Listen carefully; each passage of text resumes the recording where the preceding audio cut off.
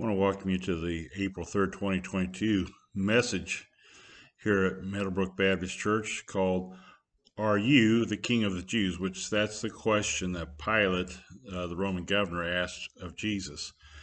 But that's the question that as we look at the trial of Jesus, that we need to ask ourselves, are you the king? Are you my king?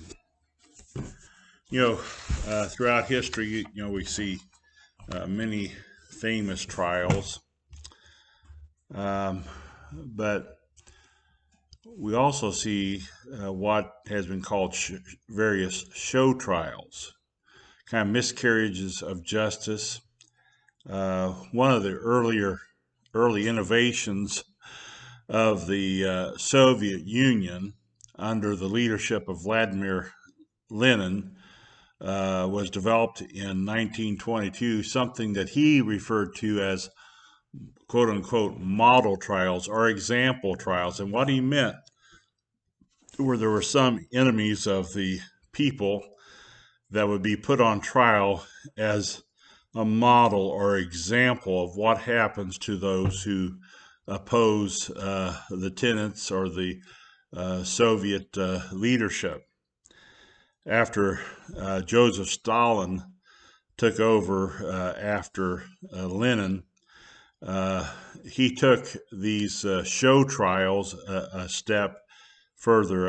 A show trial it's a public trial where the judges, the authorities, have already determined guilt or innocent before the trial even begins. They already have a verdict in mind. They already have a punishment for, and usually it's a guilty verdict. And the goal of such show trials is to make an example of the opposition or those who would disagree with the powers that might be. And Stalin held a series of show trials which were called the Moscow trials. There were three of them. I think maybe a fourth, but that lasted between 1936 to 1938. There was a man named Leon Trotsky that was also a communist, but he had a different view of communism than Joseph Stalin, and Joseph Stalin chased him out of the Soviet Union, and I think Trotsky went down to Mexico for a while. But there were a lot of other communists that had followed Trotsky or there were suspicions, at least by Joseph Stalin, that there were some people that were still, leaning towards the teachings of Trotsky. And so he began having these show trials. He called it the Great Purge. He was going to purge out of the Soviet Union anyone who had a different idea of communism than his plan. And so he had these Moscow trials. The first was in March of 36. It was called the Trial of the 16. And there were 16 different ones that he determined were followers of Trotsky. And the thing was, before the trial even began, the outcome was already determined. These men would be put to death. In fact, the prosecutor at the very beginning said of these 16, these are like men. These men are like rabid dogs, and they need to be shot.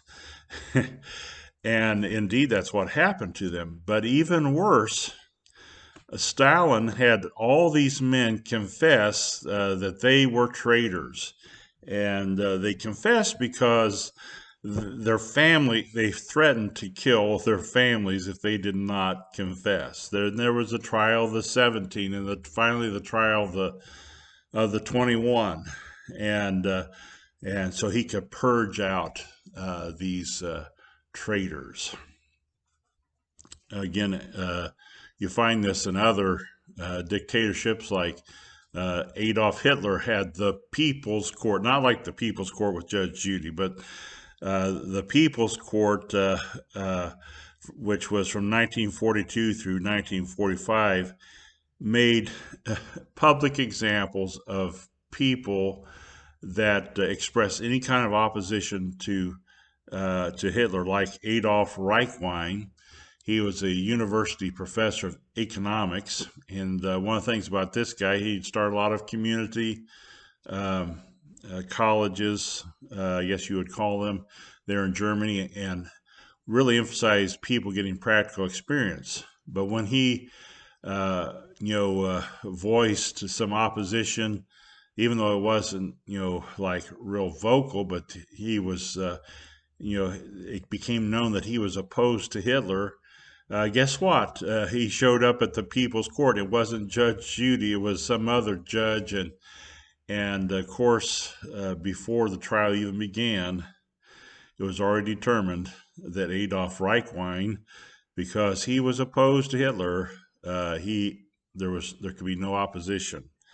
Altogether, the People's Court of Germany put to death 12,000 people in these show trials. When the People's Republic of China, the communists took over China with Mao Zedong in 1949, they had show trials. He called it the Great Leap Forward because they would get rid of all of the bourgeois, all the upper class, and all the those that had all landlords. And over a period of say like 5 years, they killed almost 2 million people that were found guilty of these show trials, and again, there were many forced confessions, and talk about a miscarriage of justice. Now, the greatest show trial of all, however, is where we're headed. Is the trial of Jesus Christ, totally innocent, yet he was charged with insurrection and charged with all these things and was found innocent, yet put to death. Last week we saw as Jesus humbly entered Jerusalem on the back of a donkey's colt, not coming to start an insurrection, but he came to bring peace for all people by dying for our sins on the cross. He came bringing salvation. During the last year of Jesus' ministry, the religious opposition, headed by the chief priests, the teachers of the law, they began to oppose Jesus, and they saw him as a threat, and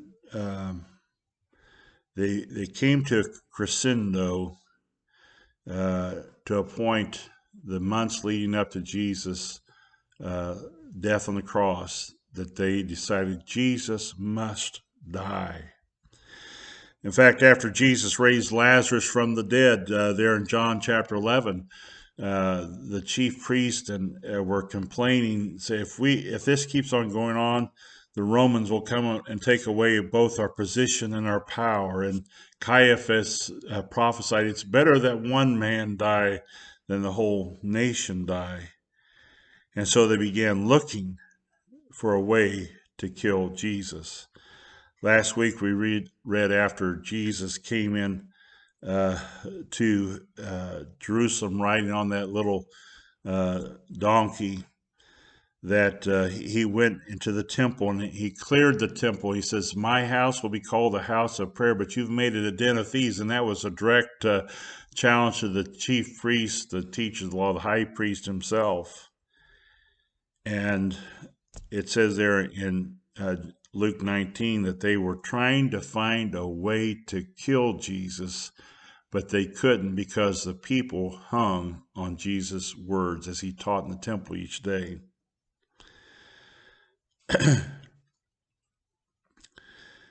Remember last week as well how the Pharisees rebuked Jesus as Jesus was riding on that humble donkey, and the people were saying, Hosanna, save, blessed is the King who comes in the name of the Lord. The Pharisee says, rebuke the disciples. Basically, he was tell your disciples to shut up. You're not the king.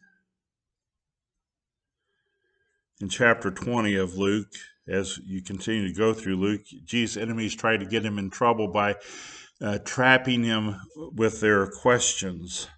Is it right to pay taxes to Caesar or not? Of course, Jesus said, give unto Caesar that which is Caesar's, unto God which is God's.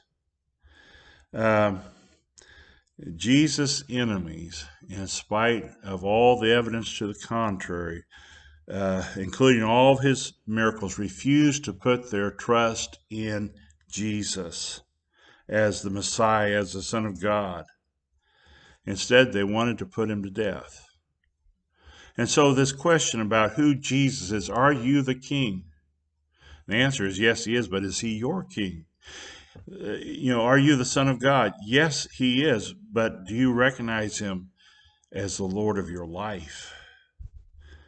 When we come to the trial of Jesus, even though it's a sort of show trial, we are faced with this question: who is Jesus?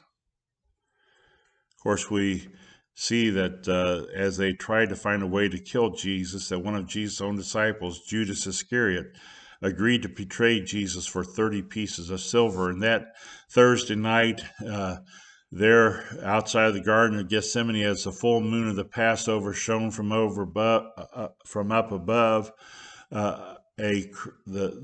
Judas led a group of the chief priests and the guards and the soldiers out, and they arrested Jesus. And in the other Gospels, we read that night they first took Jesus to Annas' house, who used to be the high priest, but was no longer the high priest, but he was the father-in-law of Caiaphas, who was the high priest. He had a lot of power. In fact, he was kind of like the godfather, you might say, of the area. He really pulled the strings. So they put him on. They questioned him before Annas, the high priest, and then they took him to the house of Caiaphas, and they brought all these false witnesses, trying to trump up some charges that they could take before Pilate the next morning. Now, the thing about these hearings at night before Caiaphas and Annas, they were illegal. Particularly, any kind of capital trial where, would involve capital punishment, is certainly illegal. And you cannot find someone guilty of a capital crime and punish them in the same day. In fact, these night trials were against the law. And so they're waiting for daybreak. They've been working on these charges, and that brings us to our passage today here in Luke 22, 63 through 23, 25. As we see Jesus put on trial, this show trial before the Sanhedrin, and then Pilate and Herod, the question they are focusing on is basically two or three questions. Are you the Messiah? Are you the Son of God? Are you the King? And the answer to all three is yes, he is. But folks, as we look at what they're trying to, they're not believing Jesus is the Son of God or the King. But the real question comes down to, are you? The evidence is clear. What verdict will you and I reach as we read about Jesus, this brief account of Jesus' trial here in Luke chapter 22, beginning with verse 63. Luke 22, verse 63. Where it says, the men who were guarding Jesus began mocking and beating him. They blindfolded him and demanded, prophesy, who hit you? And they said many other insulting things to him. At daybreak, the council, the elders of the people, both the chief priests and the teachers of the law, met together, and Jesus was before them. And Jesus was led before them. If you are the Messiah, they said, "Tell us." Jesus answered, "If I tell you, you will not believe me. And if I asked you, you would not answer. But from now on, the Son of Man will be seated at the right hand of the mighty God." And they all asked, "Are you then the Son of God?" He replied, "You say that I am." Then they said, "Why do we need any more testimony? We have heard it from his own lips." Then the whole assembly rose and led him off to Pilate. And they began to accuse him, saying, "We have found this man subverting our nation. He opposes payment of taxes to Caesar and claimed to be Messiah, a king." So Pilate asked Jesus, "Are you the king of the Jews?" "You have said so," he replied. Then Pilate announced to the chief priests and the crowd, "I find no basis of a charge against this man." But they insisted, "He stirs up the people all over Judea by his teaching. He started in Galilee and has come all the way here." On hearing this, Pilate asked if the man was a Galilean. When he learned that Jesus was under Herod's jurisdiction, he sent him to Herod, who was also in Jerusalem at the time. When Herod saw Jesus, he was greatly pleased, because for a long time he had been wanting to see him. From what he had heard about him, he hoped to see him perform a sign of some sort, and he plied him with many questions, but Jesus gave him no answer. The chief priest and the teachers of the law were standing there, vehemently accusing him. Then Herod and his soldiers ridiculed and mocked him. Dressing him in an elegant robe, they sent him back to Pilate. That day Herod and Pilate became friends. Before this they had been enemies.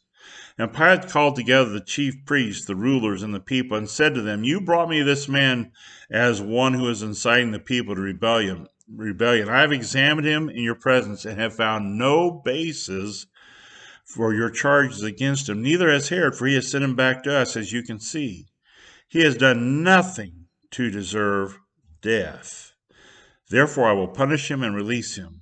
But the whole crowd shouted, "Away with this man, because release Barabbas to us." Now Barabbas had been thrown into prison for an insurrection in the city and for murder. But the whole crowd, wanting to release Jesus, Pilate appealed to them again. But they kept shouting, "Crucify him! Crucify him!" For the third time he spoke to them. "Why? What crime has this man committed? I have found in him no grounds for the death penalty. Therefore I will have him punished and then release him." But with loud shouts they insistently demanded that he be crucified, and their shouts prevailed. So Pilate decided to grant their demand. He released the man who had been thrown into prison for insurrection and murder, the one they asked for, and surrendered Jesus to their will. As I read through this account of this trial before the Sanhedrin, Herod and Pilate, I saw many different reactions, the way that people even today react to who is Jesus. Is he the Messiah, the King, the Son of God? And I see similar reactions today to how people respond to Jesus. We see, as I've mentioned, up to this point, where we begin with Luke 23:63, there already been a few hearings at night. False witnesses have been brought. They've been trying to come up with charges in this show trial to have Jesus executed. Now, they didn't have that authority. That authority had been taken away from the Jews by the Roman government in 30 AD. Only the Roman government could put people to death. So they had to come up with charges, and the Jewish leaders already have a verdict and a punishment in mind. The verdict is that he's guilty of what? We want to get rid of him. He's a threat to us. He was guilty of being a threat to the status quo, to their religious power, to them being in control. And they had a punishment in mind. He had to be put to death. Now, as I said, the nighttime trials, according to Jewish law and the rules of the Sanhedrin and the rules in the Talmud, the Jewish oral law. They could not put they could not have a legal trial at night, and they couldn't find Jesus guilty of something that resulted in death and kill him in the same day. They had to wait a full 24 hours, then they had to come back and meet again and see if they still believe that way. A lot's been going on here that night. First before Annas, and then Caiaphas, and then we read, if you read earlier here in chapter 22, we have Peter denying Jesus 3 times, and he goes out and weeps bitterly. So sometime during the middle of the night, perhaps very early morning before sunrise, that they're still waiting for daybreak so they can get this trial going, the real trial, and make it official, and hurry and take Jesus to Pilate. And it says that the men guarding Jesus began mocking and beating him. They blindfolded him and demanded, "Prophesy, who hit you?" And it said many other blasphemous things to him. And I looked that word up. In the Greek, it uses the word blasphemy, because Jesus is the Son of God. He is the prophet that Moses foretold. But these these soldiers, they were probably the Jewish temple guard. They're not, the ones in charge. They're just standing guard. They're the ones that do the dirty work of arresting and the hard work of guarding and so forth. And they've been hearing all this stuff about Jesus, and they're killing time, and they decide to why don't we have a little bit of fun? Now, we can't imagine that, abusing a prisoner. In fact, there have been times as we look back through our own American history where people who have been placed under arrest have been mistreated. There's a big deal about Rodney King back in the early 90s out there in LA, and how he was beaten, and it led to riots. And back in 2004, in the Iraq War, at the Abu Ghraib prison, abuses of prisoners by some of the guards at the Abu Ghraib prison came to light, and they weren't. Most of it was unauthorized, but they were doing sick things, and they were punished, of course. But here we have Jesus Christ, the King of Kings and Lord of Lords, the innocent Savior. They said, "Hey, let's have some fun." They put a blindfold on it and say, "Hey, if you're the prophet, tell us who hit you." To some people, when it comes to Jesus Christ, it's just a joke to them. They don't see how it's relevant. Oh, they hear somebody talking about Jesus, maybe a family member, or maybe there's somebody at work that they think, that's a holy Joe or something, but they don't see how it's relevant to them. It's just a joke. But Jesus isn't a joke, folks. He is the creator of the universe. He is the King of Kings, Lord of Lords. He's the one that died for us. Yet here, they're slapping him in the face. This past week at the Oscars last Sunday night, the whole world got an uproar, or a lot of the media got an uproar about Will Smith slapping Chris Rock because he said made a joke about his wife. But what about Jesus? Jesus was slapped in the face, blindfolded, again and again, mocked and blasphemed. Hopefully Jesus is not a joke to you. I challenge you to find out who Jesus really is. Daybreak comes, and they finally gather the Sanhedrin together, the council, the elders, the chief priests, and the teachers of the law, and the guards, they bring Jesus after they've had their fun. They bring him before him, and the Sanhedrin the word Sanhedrin literally means those who sit together. As a council, and they are the leaders, the chief priest, the elders, the rulers and the scribes, who are like the teachers of the law. So these are your leading 70 leading citizens, plus the high priest, in this case Caiaphas, who is the presiding, over the council. And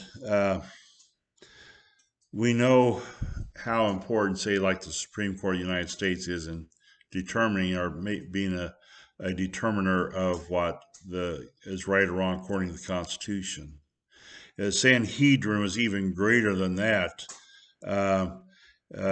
But here, it was an unjust court. The Sanhedrin, the whole group comes together for a show trial of Jesus. They had a verdict in mind, guilty. They had a plan of what would happen to Jesus. His punishment would be death. But they have to come up with some charges. And they ask him, if you are the Messiah, tell us. Now, note, for the most part, these men did not really want to know if Jesus was the Messiah. They just didn't want him to be their Messiah. They didn't want him to be their king. They saw Jesus as a threat. And so they asked, this tough question. So tell us if you are the Messiah. Talking about the Supreme Court, of course, recently there's a current Supreme Court nominee, but during my lifetime, there have been many tense Supreme Court nominee hearings before the Senate Judiciary Committee, and whichever side's in the opposition, they ask as tough of questions as they can, trying to catch the nominee in some trick question, perhaps, or try to expose something wrong about the individual. But here you have the judge of the universe himself sitting before them, the one whom before all of us will stand before, and they're trying to judge the judge. They don't recognize him as the Messiah, the coming king, and they don't want to. And so they say, hey, tell us if you are the Messiah, because they want to tell Pilate he claims to be the Messiah. In fact, that's what they do. We read that. But Jesus says, if I answer you, you won't believe me. And if I ask you a question about this matter, according to the proof, you won't answer me. The job of a jury and the Sanhedrin would be, the jury is to examine the evidence and reach a finding of fact to find what is the truth based on the evidence. But Jesus knows that this jury does not want to know the truth. They do not want to believe that he is the Messiah. Because, many even today reject Jesus as the Messiah because that they know that if Jesus is the Messiah, if he is the Son of God, if he is the Savior, if Jesus is who he says he is and did what he did, died on the cross for our sins, rose from the dead, that changes everything. If God created the heavens and the earth, we know that in the beginning was the Word, and the Word was with God, and Jesus is the Word. And he, if Jesus is God's Son, and he is King of Kings and Lord of Lords, and he's coming again, that changes everything. But Jesus says, you guys don't want to believe me because you know this would change everything. He said, you won't even answer me. If Jesus is the Son of God, folks, we need to follow him, but they would not believe. But here's the deal. The truth is that whether we like it or not, Jesus is the Messiah. They were asking him, if you're the Messiah, tell us. It was a trick question. They wanted to say he's trying to start an insurrection. But Jesus said, but from now on, the Son of Man, which was his term for himself, that he used so that he would identify who the Messiah is, the Son of Man. From now on, the Son of Man will be seated at the right hand of the mighty God. Those in the Sanhedrin immediately got the reference. Seated at the right hand of the mighty God, that meant that Jesus was saying, not only was he the Messiah, but he was God's Son, because let's read Daniel 7:13 through 14, where it says, Daniel writes about this vision that he had had at night of the end of the world, where there's a beast that has these horns that represent these four different kingdoms, and finally there's this final beast, this one world government headed by the Antichrist, that is cast down and thrown into the fire. And then it says here in verse 13 of Daniel 7, in my vision at night, I looked, and there before me was one like a son of man. This is what Jesus is referring to, coming with the clouds of heaven. He approached the Ancient of Days and was led into his presence. He was given authority, glory, and sovereign power. All nations and peoples of every language worshipped him. His dominion is an everlasting dominion that will not pass away, and his kingdom is one that will never be destroyed. And Jesus was saying this, from now on, you will see the Son of Man. You will see the truth and understand. And let me tell you, the Sanhedrin got the picture.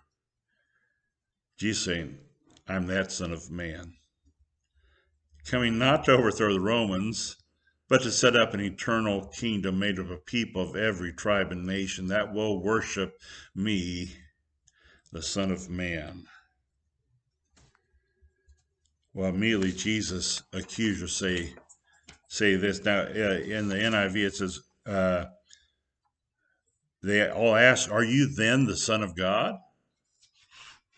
But literally, it says, if you look at the order here in the Greek, it says, you're the Son of God. Kind of like question mark would be the more, but they've, they try to clarify it here. But it's saying, you are the Son of God. And Jesus responds, you are saying that I am.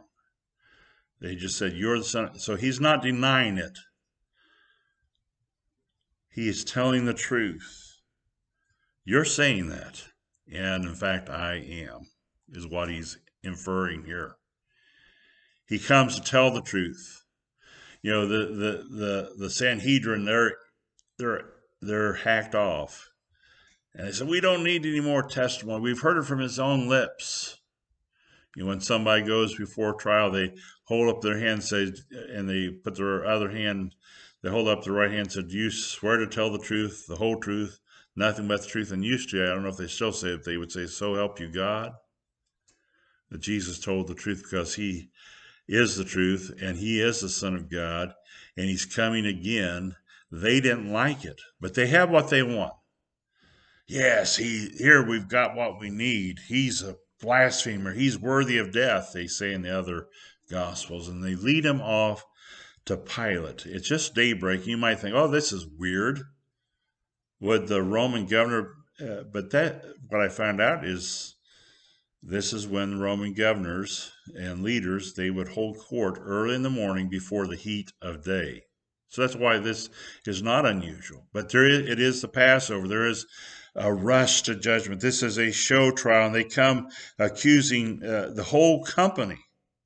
I mean, all 70 of them, all the ones. Now, we find out later that Joseph of Arimathea was a member of Sanhedrin, but he was not consenting to their death. It wasn't as unanimous as it might seem. But they come, and he says they says he's stirring up the people all over Judea by his teaching. He started in Galilee, and he's come here, and he's causing trouble. And he even claims to be Messiah, a king. Well, when Pilate heard that, Pilate was the Roman governor of the province of Judea and Syria. I guess is the whole area from AD 26 AD through 36 AD. So this was basically the beginning, during Jesus' ministry. It was the same time during Pilate's early part of his governorship of Judea. Pilate, he had some problems. On the one hand, he had to balance the local people. On the other hand, he had to report to the powers that be, and ultimately to Tiberius, the emperor. And the problem is that no matter, Pilate really infuriated the people of Israel. When he first came, he had the Roman soldiers march into Jerusalem up to area of the temple, and they're carrying these banners with the image of Tiberius. Now, of course, the one of the Ten Commandments says, "You shall have no other. You shall not make graven images. No graven images."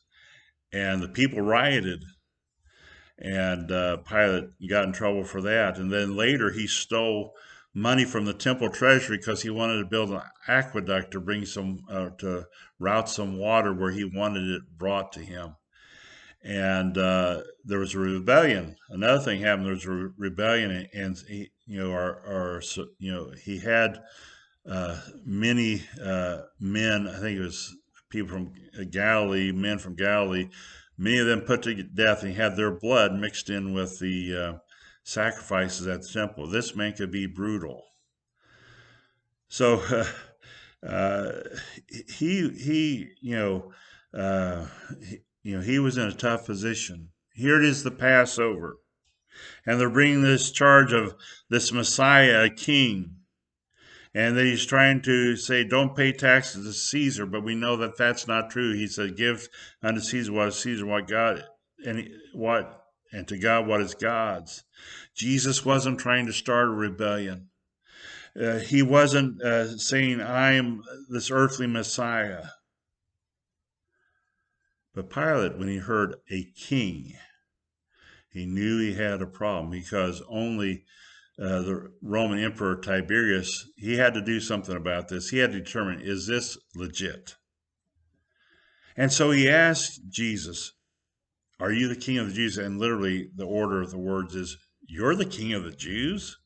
Because he looks at Jesus, this man, he's beat up. He's been beat up, and he's been up all night, and he's already taken quite a beating, and his clothes are ripped. And he says, you're the king of the Jews?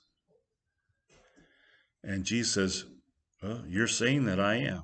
So Jesus, again, he doesn't deny it, but he's not trying to, he's not denying it, but he's not trying to say, hey, you better believe it, and I'm going to overthrow the.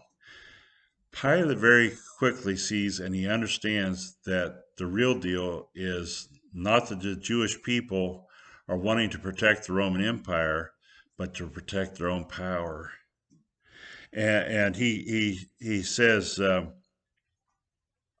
I find no basis of a charge against this man. Now, 3 times we're going to see, or we read 3 times he says, nope, no charge, no basis. But yet the council insists. He stirs up the people all over Judea by his teaching. He started in Galilee, and now he's come down here to all the way down here. Well, Pilate knew that these were trumped up charges, but what was he going to do? Folks, we must ask, is Jesus the king? Are you the king? But now he had a problem. He couldn't just dismiss these charges because they were insisting. So when he heard them say Galilee, a little light bulb went on in Pilate's mind, because Herod was in town for the Passover. Herod was the son of Herod the Great, the same Herod the Great that tried to put baby Jesus to death, and who died back in 4 BC. And this was Herod the Great's son, Herod Antipas. And after Herod died, they divided the kingdom of Herod that had been ruled by Herod the Great. He was just a puppet king, but they divided in 4 different parts. And Herod Antipas, there's Herod Archelaus, Herod Philip, and then another guy, and Herod Antipas. Herod Antipas, that son, he got the area of control around Galilee, around the Sea of Galilee. And he was in town. So when Pilate heard, oh, Herod's in town, well, let me push that back down to the lower court. Pilate was over all the area, but here was Herod. Well, let's just let Herod take care of this little dirty work. And so he sends him over to Herod. And Herod, of course, he's no prince either, literally. Herod was an awful man. We've talked about Herod Antipas before. This was the Herod that had John the Baptist beheaded, because John had began preaching. Herod, it's not right for you to have your brother's wife. His brother Philip, his half brother Philip, Herod's half brother Philip, wife, his name was Herodias, and Herod, Herod Antipas and Philip and their families were in Rome, basically for some kind of festivities, some big deal. And while there, Herod Antipas seduced, took, and convinced Herodias to leave Philip and become his wife. So Herod Antipas got rid of his wife and stole his brother's wife. And John the Baptist said, it's not right. And so Herod had him thrown in prison. And of course, you know the story. Herodias didn't like it either, and she finagled, and her daughter Salome, after pleasing Herod Antipas with his dance, he said, "I'll give you anything." He says, "I want John the Baptist's head on a platter." He had John the Baptist's head beheaded. Had John beheaded. But Herod had a guilty conscience. In fact, when he starts hearing about Jesus and all the miracles, he began trying to find out, who is this? And he thought, this is John the Baptist. He's come back from the dead to haunt me, to get me. And so he hears all about what Jesus is doing. And about that same time, by the way, Jesus asked his disciples, who do people say that I am? And they say, some say John the Baptist, like Herod. Some say Jeremiah, one of the other prophets. But Jesus said, what about you? And Peter says, remember this, thou art the Christ, the Son of God. The question has always been, who is Jesus, and what is your response? And Herod is greatly pleased. Finally, he's going to see Jesus and find out, is this John the Baptist? He sees it doesn't look like John the Baptist. They had no newspapers or pictures of Jesus. He sees, this is not John the Baptist. But he says, he was kind of wanting to say, hey, do a trick for me. He's curious. He's heard about the feeding of the 5,000, the healing of the blind, the deaf, the lame, the casting out demons, and even raising the dead. Let's see what this guy can do. Hey, perform a trick for me. He looks at Jesus. He plies him with many questions, but Jesus, notice, Herod is far gone. Herod, in fact, you find out later on that Herod, he really wants to be called king, just like his dad, and that gets him in trouble. The Emperor Caligula in 39 A.D., he gets rid of Herod Antipas and Herodias. He sends them, he exiles them to Spain. You're going to call yourself king? Not on my watch. Jesus remains silent. And so King Herod, he says, this is a joke. Remember, many people see Jesus as a joke, irrelevant, not a threat to them. And here King Herod, he was curious, but not that curious. He wanted main control. He was king. And so they take and they find that one of his robes, maybe an old tattered robe, but it was a brilliant, gleaming robe. And they put it on Jesus. They mock him. Oh, you're the king. You're the king. They sent him back to Pilate. And Pilate and Herod become friends that day. Previously, they had been enemies. And we pretty much, we think that Luke knew from Acts 13, which was also written by Luke, where it mentions Manaen was brought up with Herod the Tetrarch. In other words, this Manaen, that's a church leader in Antioch, he had been part of the entourage with Herod that was part of Herod's court. And so more than likely, Manaen is saying, this is what happened, because only in Luke do we find out about, Jesus before Herod. And they send him back. Herod had no plans to recognize Jesus as king, and certainly not the Son of God.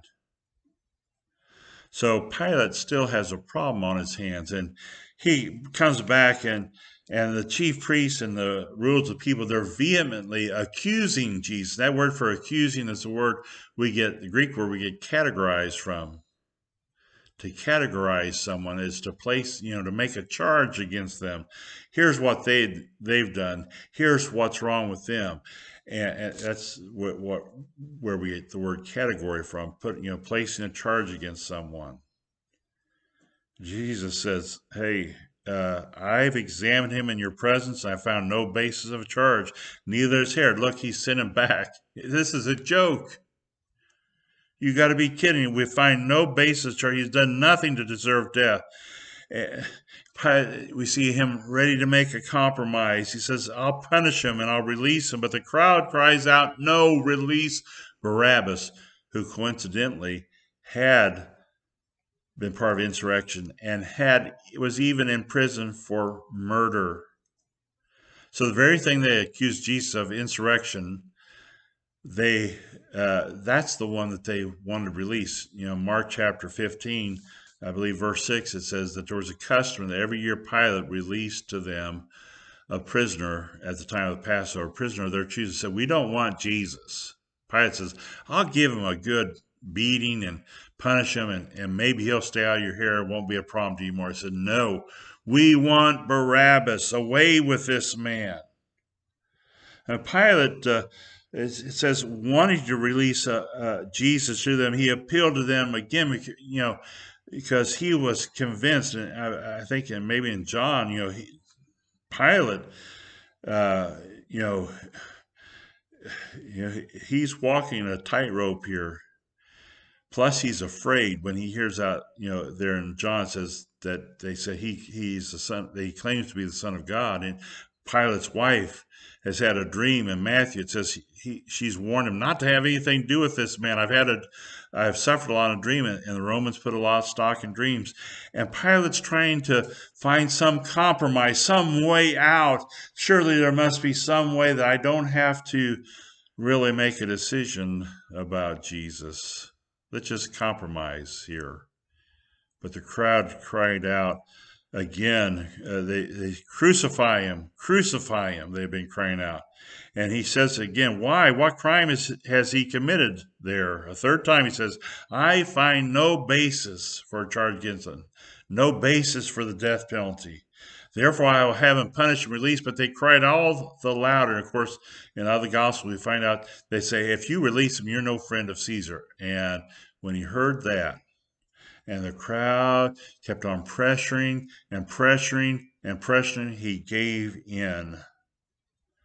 Sadly, we live in a world still today where the cries of the crowd, the temptation to try to compromise, well, do I have to really make a decision? Let's just pass this on.